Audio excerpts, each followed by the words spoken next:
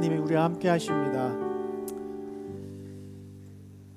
오늘 우리에게 주신 말씀은 누가복음 6장 43절에서 49절까지 말씀입니다. 누가복음 6장 43절에서 49절까지 말씀. 우리 제목같이 읽겠습니다. 나는 정말 예수님을 나의 주로 인정하고 있는가? 자, 우리 지난주일 설교 잠깐 리뷰하고 넘어가겠습니다. 우리는 눈먼 자들을 아버지께로 인도하기 위한 그런 인도자로 부르심을 받았습니다. 아멘? 예, 저와 여러분은 다 인도자로 부르심을 받았어요. 우리는 가이드라기보다는 드라이버와 같은 사람입니다. 예수께로, 우리 아버지께로 갈 수 있는 확실한 길, 그 예수 그리스도라는 길만 알면 되는데, 예수님이 친히 우리에게 가르쳐 주셨고 그것을 배운 우리들은 어느 길로 가야 아버지 집으로 가는지 확실히 알게 되었습니다. 그래서 여러분, 우리 구원 열차, 여러분이 운전하시는 그 구원 차에 승객들 태우기만 하시면 됩니다. 설명하실 필요 없습니다. 잘 몰라도 됩니다. 누구나 다 눈먼 자들을 아버지께로 인도할 수 있는 그런 자가 되었습니다. 핑계대지 말고 우리에게 주신 그런 사명들을 잘 감당하신 여러분 되시길 바랍니다. 예, 이번 우리 크리스마스 때 초청하는 것도 그 일 중에 이제 하나일 것입니다. 두 번째로, 우리는 사랑하는 형제의 눈에 있는 티를 빼주어야 합니다. 예, 그 전에 먼저 내 눈에 있는 들보를 빼야 합니다. 나 자신을 돌아보고 나를 돌이켜야 합니다. 그리고 나서 사랑하는 마음으로 그에게 충고의 말을 해주어야 하는 것입니다. 그리고 누군가가 내 눈에서 티를 빼주려고 한다면, 누군가가 나한테 충고를 해준다면 기분 나빠할 것이 아니라 그 사람은 나를 사랑하는 사람이다 라는 생각을 가지고 그의 충고를 받아들일 줄 아는 성숙한 분들이 되시기를 축복합니다. 아멘. 자, 오늘은 평지설교 마지막 시간입니다. 43절을 읽겠습니다. 못된 열매 맺는 좋은 나무가 없고 또 좋은 열매 맺는 못된 나무가 없느니라. 자, 좋은 나무는 못된 열매를 맺지 않고 못된 나무는 좋은 열매를 맺지 못한다라고 말씀하셨는데, 이게 무슨 뜻일까요? 44절을 읽겠습니다. 나무는 각각 그 열매로 아나니 가시나무에서 무화과를 또는 찔레에서 포도를 따지 못하느니라.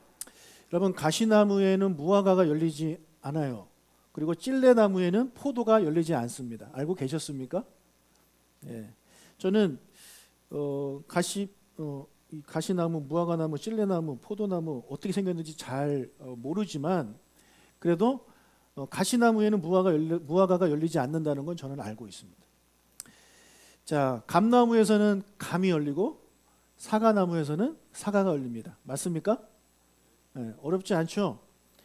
여러분, 예수님이 우리에게 이제 비유를 가지고 말씀을 종종 하셨단 말이에요. 비유로 말씀하신 이유가 뭐냐면 쉽게 설명하기 위해서입니다. 누구나 다 이해할 수 있도록 쉽게.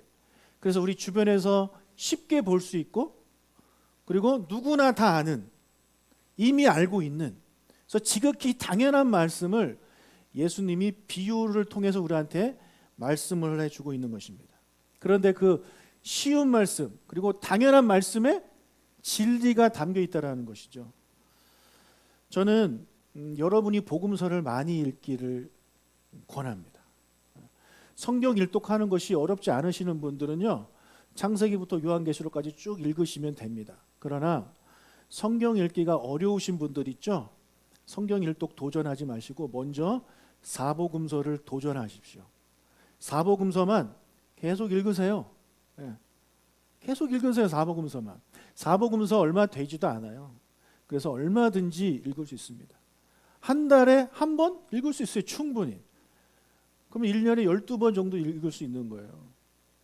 저는 어떻게 보면 여러분이 성경 일독을 한 번 하는 것보다 복음서 12독 하기를 저는 더 이렇게 권하고 싶어요. 솔직한 마음으로. 그러나 일독이 쉬우신 분들은 그냥 하십시오. 괜찮습니다. 하십시오. 자, 그리고 큐티라는 걸 여러분 들어보셨을 텐데, 이제 다음 내년 이제 수요일부터 제가 당분간 수요 강좌 때 이 큐티 강좌를 하려고 합니다. 시간 되시는 분들은 오셨으면 좋겠고, 이 큐티 강좌는 온라인으로 이제 방송이 안 됩니다. 온라인으로 할 이유가 없기 때문에 할 수도 없고 같이 모여서 해야 되는 것이기 때문에 방송이 안 되는데, 그래서 관심이 있으신 분들은 많이 수요일날 오셔가지고 큐티를 하시길 바라는데, 여러분 큐티가 쉬우신 분들은요 창세기부터 쭉 하셔도 상관없어요. 그러나 큐티를 처음 한다, 묵상에 대해서 좀 배우고 싶다, 그러신 분들 역시 사복음서 가지고 하시길 바라요. 왜냐하면 예수님이 너무나도 쉽게 우리한테 말씀해 주셨기 때문에 그래요. 여러분 하나님은요 우리한테 계시를 통해서 말씀하십니다. 계시란 어려운 단어 같은데 쉽게 말씀드리자면, 계시는 하나님이 우리에게 주신 자기소개서예요. 또 이력서와 같은 거예요. 우리가 누군가에 대해서 전혀 모르지만 그 사람의 이력서를 받아보면, 이 사람이 몇 년생이고 어디서 태어났고 무슨 공부를 했고 무슨 자격증이 있구나 라고 어느 정도 알잖아요. 그렇죠? 그리고 자기소개서를 보면 더 자세히 알 수 있죠. 그게 바로 계시예요. 자, 사람도 내가 나를 알려주지 않으면 상대방이 나에 대해서 알 수 없는데, 하나님에 대해서 우리가 어떻게 알겠습니까? 하나님이 말씀을 해 주셔야 우리가 알 수 있는 거예요. 그래서 그것을 계시라고 하는데, 그 계시는 크게 두 가지가 있습니다. 하나는 특별 계시예요. 특별 계시는 바로 이 성경입니다. 하나님이 특별히 성경을 통해서 하나님이 어떤 분이시고 무슨 일을 하셨고, 인간은 누구이고 어디서 와서 어디로 가고 어떻게 구원받고, 이 모든 것에 대한 것이 이 특별 계시에 담겨 있어요. 자, 이 특별 계시가 주어지기 전에 하나님은 어떻게 계시를 하셨느냐? 자연 계시를 통해서 하나님에 대해서 우리에게 말씀해 주셨습니다. 그럼 자연 계시란 무엇이냐? 말 그대로 자연을 통해서 우리가 하나님에 대해서 알게 되고 배우게 되는 거예요. 여러분, 이 자연은 하나님이 만드셨습니다. 아멘. 하나님이 만드셨어요. 그래서 그 자연 안에 하나님의 뜻이 담겨 있어요. 하나님이 어떤 분인지 우리가 어렴풋이 알 수 있단 말이에요.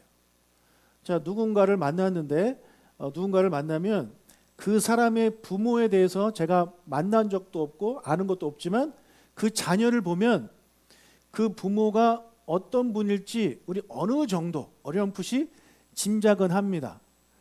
이 부모의 애를 보니 부모가 뭐 키가 어느 정도, 뭐 키가 큰지 작은지 정도 알 것 같기도 하고, 이 자녀를 보면 이 부모가 어느 나라 사람인지도 조금은 알 수 있게 되고, 그렇죠? 그런 게 있어요. 그 자녀를 보면 그 자녀를 낳은 아버지 부모를 우리가 어느 정도 짐작할 수 있듯이, 마찬가지로 이 자연을 만드신 하나님을, 이 자연을 보면 하나님, 그 자연을 만드신 하나님에 대해서 우리가 알 수 있단 말이에요. 자, 예수님의 비유의 말씀은 다 이 자연에서 옵니다. 자연 계시에서 오는 거예요. 누구나 다 알 수 있도록, 이해할 수 있도록 쉽게 말씀해 주십니다. 오늘 말씀도 마찬가지입니다. 이 나무에 대해서 우리한테 설명을 하고 계시잖아요. 감나무에는 감이 열리고 사과나무에는 사과가 열린다. 누구나 다 아는 진리를 가지고 말씀해 주십니다. 이 평범하지만 진리인 자연 현상을 통해 이제 예수님이 우리에게 하나님의 뜻을 말씀해 주시는데요. 그러면 이것이 무화과에서는 가시나무에서 무화과가 열리지 못한다라는 이 비유를 가지고 우리에게 무슨 말씀을 하고 싶으신 거냐? 45절을 읽겠습니다. 선한 사람은 마음에 쌓은 선에서 선을 내고 악한 자는 그 쌓은 악에서 악을 내나니 이는 마음에 가득한 것을 입으로 말함이니라. 여러분, 사람도 자연의 일부이기 때문에 자연에게 적용되는 것이 사람에게도 그대로 적용이 됩니다. 자연에 봄, 여름, 가을, 겨울이 있듯이 우리 인생에도 봄, 여름, 가을, 겨울이 있잖아요. 자연하고 우리 인간은요 같아요. 같이 흘러가는 거예요. 자, 그렇다면 포도나무가 포도 열매를 맺듯이 우리 인간도 열매를 맺습니다. 우리 인간이 맺는 열매는 뭘까요? 우리가 맺는 열매는 바로 두 가지가 있는데, 하나는 입술의 열매입니다. 그리고 또 하나는 행동의 열매예요. 사람은 살아가면서 이 입술과 행동이라는 열매를 맺게 되는 것입니다. 첫 번째 열매부터 살펴보겠습니다. 입술의 열매, 즉 말인데요. 선한 사람은 선한 말을 하고 악한 사람은 악한 말을 한대요. 그럼 누가 악한 사람이냐?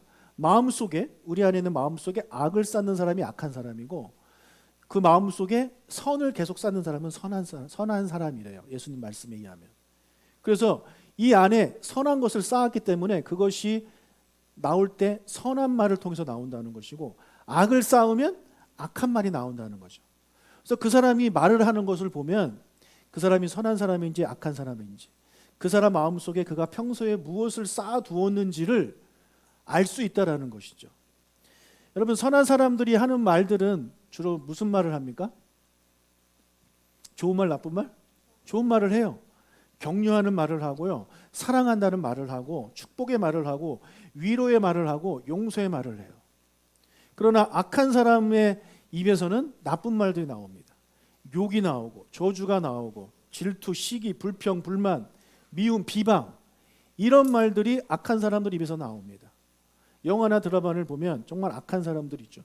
그 사람들 입에서 나오는 대사들 보세요. 다 욕이에요. 다 나쁜 말, 뭐 죽여버리겠어, 이런 말이 그냥 쉽게 나오는 것은 그들 안에, 그들이 평소에 악을 쌓았기 때문에 그렇습니다.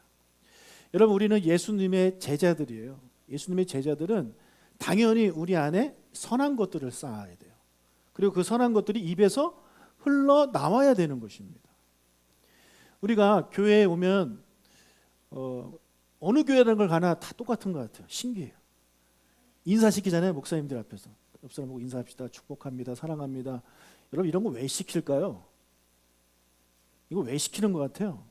저는 그동안 이걸 왜 시키지? 몰랐는데 제가 이 설교를 준비하면서 제가 그냥 깨달은 거예요. 선한 말을 하는 연습을 교회에서 시키는구나라는 생각을 제가 하게 됐어요. 여러분, 세상에 나가서, 사회에 나가서, 또는 집에 가서 이런 말들 쓰시나요? 축복합니다, 사랑합니다, 보고 싶었습니다, 뭐 이런 말씀 하시나요? 회사 가서? 여러분, 가정에서 쓰시나요? 사랑합니다, 축복합니다 쓰시나요? 보통? 쓰시는 가정, 안 쓰시는 가정. 네.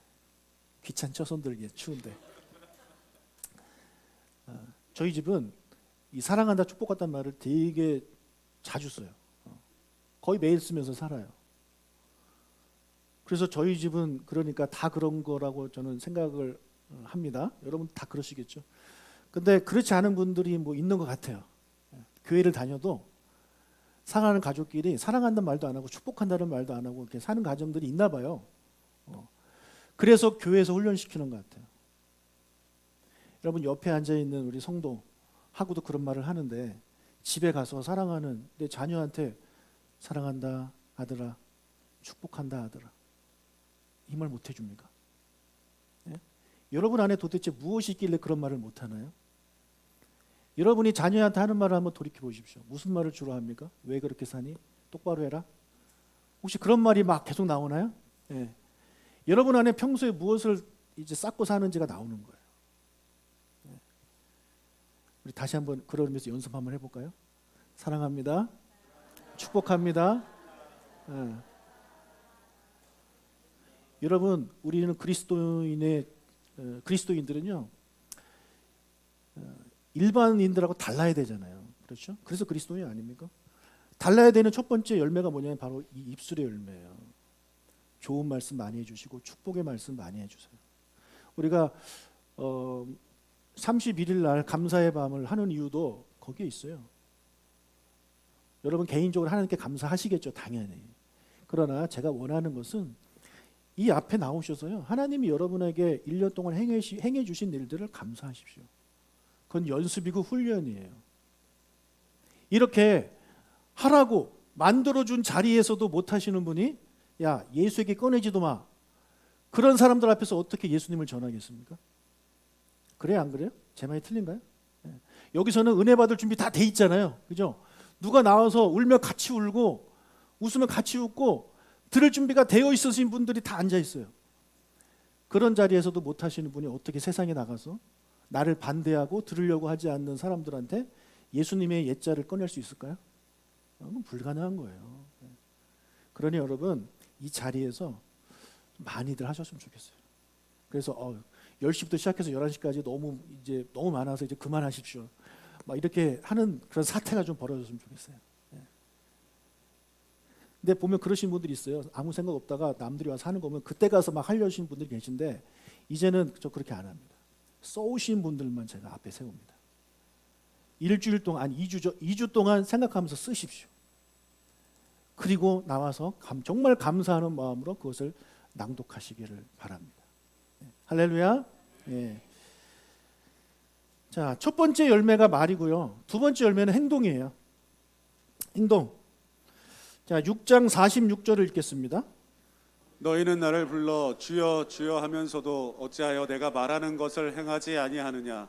자, 이 말씀도 예수님을 따르는 제자들한테 하신 말씀이에요. 너희는 나를 주여 주여라고 하면서 왜 내 말을 안 들어? 하나 예수님이 좀 의아해하면서 하시는 말씀, 그런 뉘앙스가 있죠, 그렇죠? 자, 예수님의 제자들은요, 예수님을 따르면서 예수님을 주님이라고 불렀습니다. 주님, 주님. 자, 그런데 그들 중에 예수님이 말하는 것을 행하지 않는 자들이 좀 있었던 것이죠. 자, 내가 예수님을 주님이라고 부른다면 나는 누굽니까? 나는 누구예요? 종입니다. 내가 아버지라고 부른다면 나는 누구예요? 아들이고 딸인 거죠. 내가 예수님을 뭐라고 부르냐에 따라서 내가 누군지가 결정이 되는 거예요. 많은 그리스도인들, 여러분들도 다 예수님을 주님이라고 많이들 부르실 것입니다. 대부분 주님이라고 부릅니다. 그렇다면 종은요, 주인이 하시는 말씀에 순종해야 됩니다. 이것은 당연한 겁니다. 당연한 거예요. 때로는 그런 좀 나쁜 주인들도 있잖아요. 그래서 나쁜 주인들은 때로는 종들한테 좀 비합리적인 거 시키기도 해요. 그럼에도 불구하고 종들은 주인이 시키면 해야 되는 거였어요. 특히 2000년 전에 예수님 시대 때는 뭐 더더욱 그랬죠. 그런데 예수님을 주인이라고 부르면서 예수님이 우리한테 주시는 명령은 하나같이 좋으신 말씀, 그런 말씀을 해 주심에도 불구하고 우리가 그 예수님의 말씀에 순종하지 않는다면 나는 예수님을 주님으로 인정하지 않고 있는 겁니다. 예수님이 우리한테 이거 하지 않을래? 이거 해라 라고 말씀하실 때 네 해놓고 하지 않는 것은 예수님은 나의 주님이 아니에요 라고 우리가 그렇게 생각하는 거예요. 예수님은 무시하는 거죠.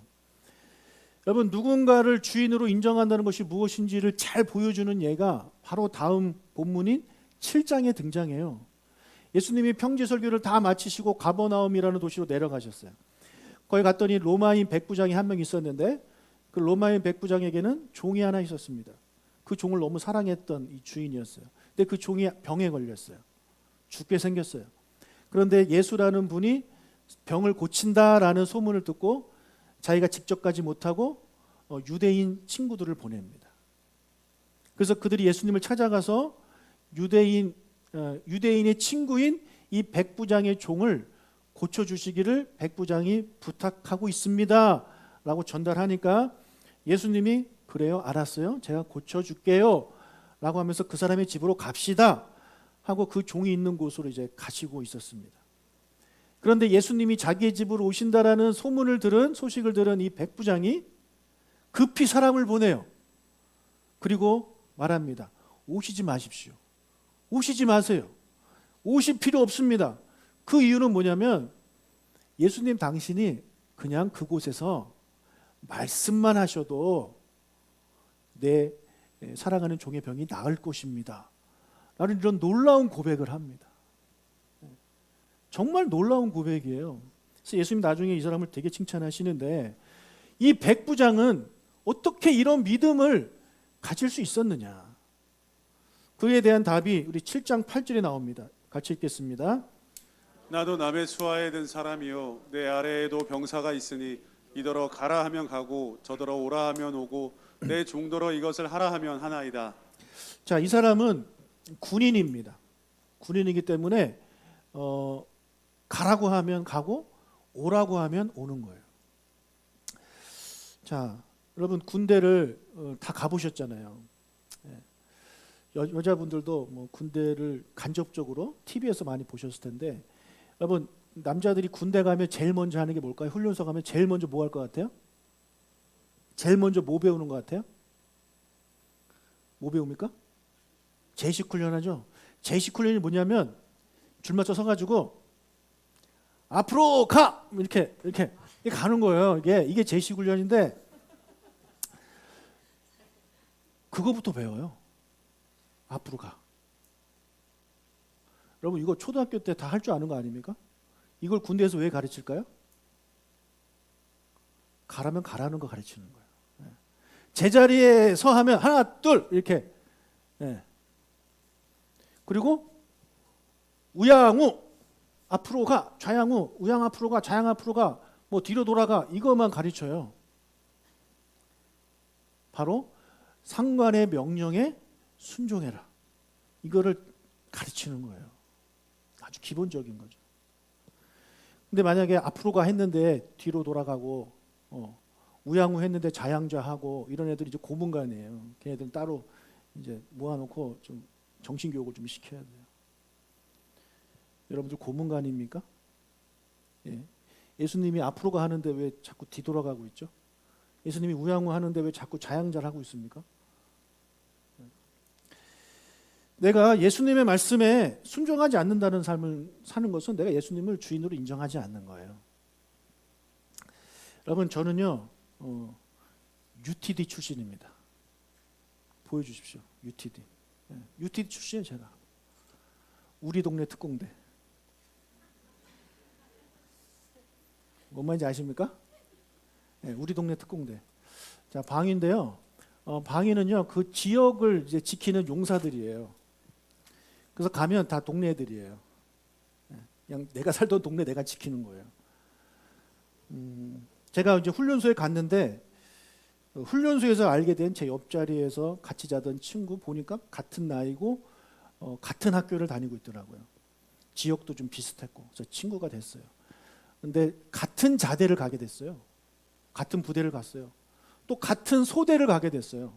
그래서 정말 친하게 됐는데 저는 그때 부평에 살았고 제가 근무했던 곳은 여러분 알고 계십시오. 기밀입니다. 여기 여우곡에 넘어가면 예비군 훈련장이 있습니다. 웃음나요? 거기가 제가 근무했던 곳이에요. 그곳을 지날 때마다 나의 청춘, 내가 이 나라를 위해 청춘을 바쳤던 그때가 생각이 나는데 거기가 제가 근무했던 곳인데 저는 부평 살았기 때문에 사실은 저는 특별히 저는 UTD는 아니죠. 우리 동네 특공대는 아니에요. 그러나 제 친구는 부천 살았기 때문에 거기 부천에 있는 지역이고 갔더니만 자기 친구들이 거기 다 있는 거예요. 예. 근데 그 중에 같은 소대에 몇 개월 한 3개월인가 4개월 고참이 한 명이 있었는데 자기가 고등학교 때 알던 애래요. 예. 근데 친하진 않았고 같이 안 놀았어요. 왜냐하면 제 친구는 되게 잘 나갔던 친구예요. 되게 이 학교에서 인기 많고 그런 애였단 말이에요. 근데 이제 그 고참은 그렇지 않은, 그래서 같이 안 놀았던 친구예요. 근데 이제 그 고참이 제 친구가 마음에 안 드는 거예요. 여러분 그 고참이니까 어떻게 했겠습니까? 군대 가면 괜히 벌 줍니다. 괜히 기합 주고. 여러분 방위도 기합 많이 받아요. 그래서 어느 날 하루는 집합을 그 고참이 집합을 걸었어요. 이제 건물 뒤에 가가지고 그 고참이 대가리 박아 해가지고 이제 대가리를 박았단 말이에요. 왜 박는지도 모른 채 그냥 박고 있는 거예요. 근데 제 친구가 갑자기 일어났어요. 승질이 나가지고 못하겠습니다. 왜 해야 됩니까? 막 싸움 나게 생겼어요. 그러니까 제 친구는 그 고참을 고참으로 인정을 못하는 거예요. 왜요? 자기랑 알던 애고 자기가 사회에 있을 때 우습게 봤던 애란 말이에요. 내가 지금 1년 6개월 후면은 다시 일반인이 되는데 그때 가면 내 눈도 못 쳐다볼 놈이라 이거죠. 그런 놈이 지금 자기가 몇 개월 일찍 왔다는 이유만으로 이런 말도 안 되는 거를 시키고 있으니 얘가 승질이 난 거예요. 그래서 큰일 났다. 우리 속으로 큰일 났다 했는데 다행히도 제 친구 카리스마 워낙 세가지고 그다음부터 좀 편하게 집합이 좀 없어지고, 그러니까 최소한 그 사람은 집합을 걸지 않더라. 여러분 생각을 좀 해보니까 그 고참은 얼마나 기분이 안 좋았을까요? 그래도 자기가 고참인데, 고참이면 부하 저희 쫄병한테 시키면 해야 될 거 아닙니까? 근데 갑자기 일어나서 못 하겠다고. 왜 해야 되냐고. 학상이 일어났으니 얼마나 그분 입장에서는 좀 그렇겠어요. 우리가 나의 주인 대신 예수님의 말씀에 순종하지 않는다는 것은 하극상이에요. 예수님을 나의 주님으로 인정하지 않는 거예요. 예수님 입장에서 이거 얼마나 기분이 안 좋으실까요? 우리는 예수님 사랑해요, 예수님 사랑해요, 주님 사랑해요 이렇게 고백을 하는데 행동은 전혀 그렇지 않은 거죠. 예수님이 하라는 거 안 하고, 예수님이 하지 말라는 거 하고, 계속 반대로만 사랑하는 모습. 우리는 종이 아닌 거예요.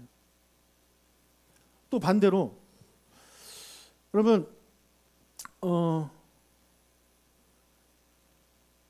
우리가 기도를 열심히 하는 사람, 기도를 많이 하는 사람 하면, 기도를 많이 못하고 열심히 하지 못하는 사람 입장에서는 그런 분이 대단해 보여요. 저분 참 훌륭하다. 어쩜 저렇게 기도를 오래 하지? 저렇게 기도를 잘하지? 그러나 여러분, 성도가 기도를 얼마나 많이 하느냐 이게 중요한 게 아니라요, 그 사람이 어떤 기도를 하느냐가 중요한 거예요. 어떤 기도를 하느냐. 그래서 그 사람이 하나님의 나라를 위해서 열심히, 교회를 위해서 열심히, 이웃을 위해서 열심히 기도한다. 주님 저를 사용해 주세요 라고 그렇게 열심히 기도한다. 그럼 그 사람의 기도는 아주 훌륭한 거예요. 그러나 그렇지 않고 그의 기도의 내용이 자신을 위해서, 내 자녀 잘 되기를 위해서, 건강하기를 위해서 이런 것만 가지고 기도를 한다면 그 사람은요, 예수님을 자기의 종으로 보고 있는 거예요. 예수님, 그러니까 기도니까 존칭을 쓰지만, 예수님 저 시험 잘 보게 해주세요. 예수님 저 건강하게 해주세요. 예수님 저 결혼하게 해주세요. 예수님 저 취업하게 해주세요 라고 이렇게 기도를 하는데 그게 결국 예수님 부리는 겁니다. 그래요, 안 그래요? 나는 예수님이 나한테 요한아 너 이거 해라 그거는 안 하면서 예수님 저 취업하게 해주세요 라고 기도를 하고 있다면은 내가 예수님의 주인이지 예수님이 나의 주인이 아닌 거예요. 여러분은 어떻게 생각하십니까? 여러분 자신을 한번 돌아보십시오. 나는 정말 예수님을 나의 주님으로 인정하고 있느냐? 그러면 예수님이 말씀하신 대로 살아야죠. 우양우하면 우양우해야죠. 그러나 그건 안 하고 예수님한테 제가 우양우하기 귀찮으니까 예수님이 자양자 하시죠. 이렇게 우리의 삶이 되고 있는 거 아닙니까? 자, 우리가 그 예수님의 종이면서도 예수님의 말씀에 순종하지 않는 이유는 뭘까요? 우리는 다 알아요. 예수님의 말씀에 순종하면 좋다라는 거는 다 알아요. 몰라요? 알아요? 아시죠? 다 알아요. 그래서 예수님 말씀대로 살고 싶으시죠? 근데 왜 그렇게 안 살까요? 왜 안 살까요? 여러 이유가 있지만 오늘 예수님은 그 이유에 대해서 하나 말씀해 주고 계세요. 그건 뭐냐면 내가 예수님의 말씀대로 순종하지 않아도 내 삶에 아무런 어려움이 없기 때문에 그렇습니다. 내 삶에 아무런 나쁜 일이 일어나지 않기 때문에 그래요. 만약에 내가 불순종할 때마다 내 삶에 안 좋은 일이 일어난다. 그러면 내가 예수님 말씀 계속 거절하며 살 수 있을까요? 내가 예수님 말씀 불순종할 때마다 나에게 또는 우리 가족에게 나쁜 일이 생긴다. 그걸 깨닫는 순간 그 사람은 겁이 나서라도 예수님 말씀 순종하려고 할걸요? 자, 누가복음 6장 47절부터 49절까지 읽겠습니다. 내게 나와 내 말을 듣고 행하는 자마다 누구와 같은 것을 너희에게 보이리라. 집을 짓되 깊이 파고 주추를 반석 위에 놓은 사람과 같으니 큰 물이 나서 당류가 그 집에 부딪히되 잘 지었기 때문에 능히 요동하지 못하게 하였거니와 듣고 행하지 아니하는 자는 주추 없이 흙 위에 집 지은 사람과 같으니 탕류가 부딪힘에 집이 곧 무너져 파괴됨이 심하니라 하시니라. 자, 47절에는 내 말을 듣고 행하는 자는 어떤 사람과 같냐면 집을 짓되 기초공사를 잘 하면서 집을 지은 사람과 같다라고 말씀을 하셨고, 내 말을 듣고 행하지 않는 자는 기초공사 제대로 하지 않고 부실공사로 집을 지은 사람과 같다라고 말씀을 하시고 계십니다.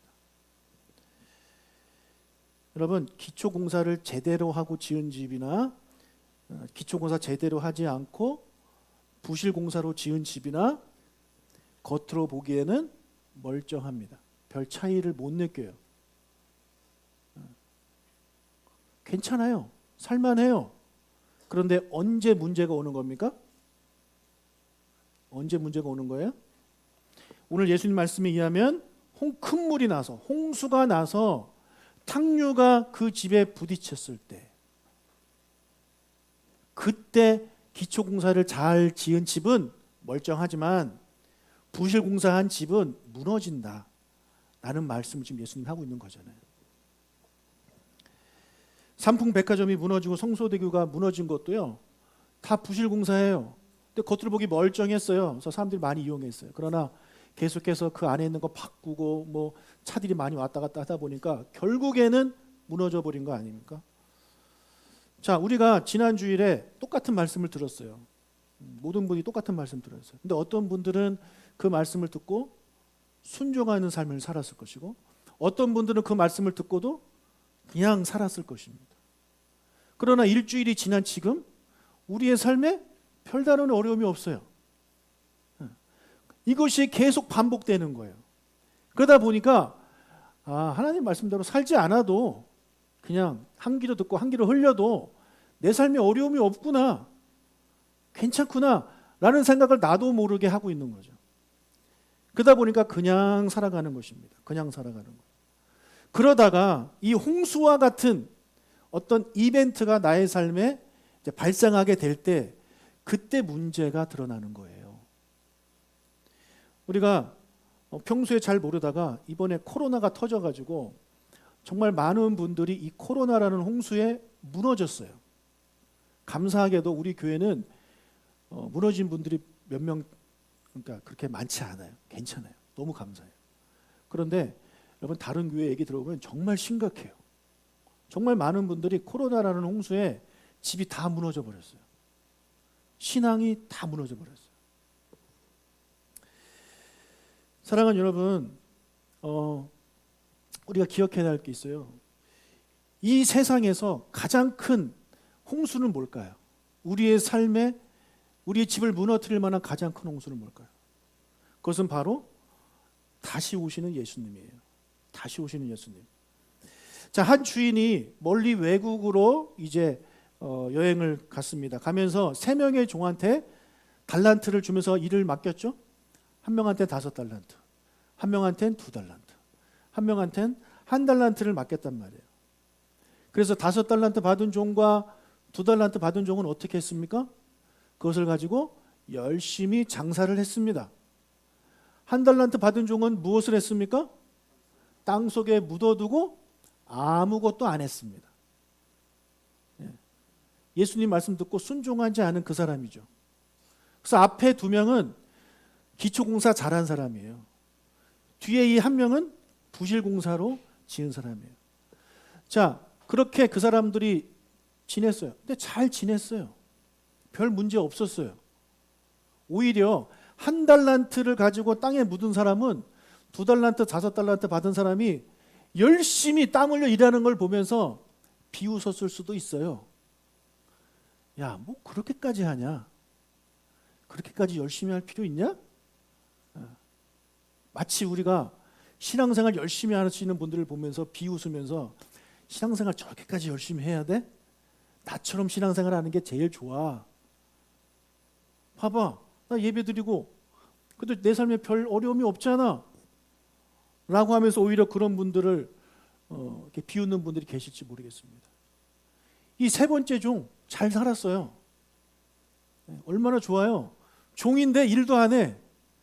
예, 주인은 없어. 지켜보는 사람 없어. 이거만큼 최고인 게 어디 있습니까? 행복했겠죠. 언제까지? 언제까지? 주인이 다시 올 때까지만. 예. 주인이 다시 오는 순간 그 종은 어떻게 됐습니까? 박살났습니다. 박살났어요. 이 악하고 게으른 종아부터 시작해가지고 그가 가진 한 달란트 그거 뺏기고 심지어 어떤 일도 벌어집니까? 바깥 어두운 곳으로 쫓겨납니다. 네. 저는 이 본문 정말 되게 무서운 본문이거든요. 네. 그냥 혼나고 끝났으면 좋겠는데 혼나고 끝난 게 아니에요. 바깥 어두운 곳에 쫓겨나 버렸어요. 저는 이 정말 무서운 본문이라고 생각해요. 여러분, 우리가 하나님의 말씀대로 살든지 하나님 말씀을 들어도 하나도 행동하지 않고 그냥 교회만 다니면서 사는 것 평소에는 아무런 별 차이 없어 보여요. 그러나 내가 하나님 말씀대로 살아가려고 노력하는 사람들은요, 나도 모르게 기초공사 열심히 하고 있는 거예요. 우리가 이제 주일 예배를 이제 드리잖아요. 오늘 제가 여러분에게 드리는 말씀, 하나님 말씀 가지고 딱 일주일을 살아보십시오. 평생 살라고 제가 말씀드리지 않아요. 오늘 받은 말씀 가지고 다음 주 토요일까지 한번 살아보세요. 그러면 주일날 되면 또 다른 말씀을 우리에게 주시잖아요. 그럼 그 말씀 가지고 또 일주일 살려고 노력하는 거예요. 2주, 3주, 4주 신경 쓰지 마세요. 내가 한 주만 그렇게 산다. 그렇게 내가 한 말씀 가지고 한 주 살고 한 주 사는 훈련, 연습 이것이 반복되면 그 사람은 굳건한 기초공사, 굳건한 집을 세우고 있는 거죠. 나도 모르게. 그래서 그런 사람은요, 어떤 어려움이 와도 다 이겨내요. 힘들어도 다 이겨내게 되어 있어요. 그러나 그렇지 않으신 분들, 평소에 신앙생활 잘한 것처럼 뭐 보일지는 모르겠지만 행동으로 옮기지 않는 삶을 살았던 그런 분들은요, 내 삶에 조금만 어려움이 와도 픽픽 쓰러져요. 톡 건드려도 그냥 픽픽 쓰러져요. 그 다음 주에 안 보여요. 몇 달 동안 잠수 타요. 심지어 종교를 바꿔요. 심지어 교회 다니는 사람들 비방하는 사람으로 돌변의 별입니다. 왜 그래요? 그 사람이 교회를 얼마 안 다녀서가 아니라 교회 다닌 것과 상관없이 하나님 말씀대로 살려는 노력을 전혀 안 했기 때문에 그런 거예요. 전혀 안 했기 때문에. 완전한 부실공사로 살았기 때문에 그의 삶이 그렇게 되어버리는 것입니다. 저는 우리 모두가 기초공사 잘하는 그런 우리가 됐으면 좋겠어요. 그래서 그 어떤 어려움이 와도 힘들어도 웃으면서 넘길 수 있는, 주님이 다시 오시는 그날까지 또는 내가 주님 나라 가는 그날까지 힘든 경주지만 우리 성도들과 함께 이겨내는 저와 여러분이 될 수 있기를 주님의 이름으로 축복합니다. 그러기 위해서는 우리가 예수님을 나의 주로 정말 인정하고 주님 말씀대로 살아가려는 노력하는 저와 여러분 되시길 주님의 이름으로 축복합니다. 아멘. 찬양하겠습니다.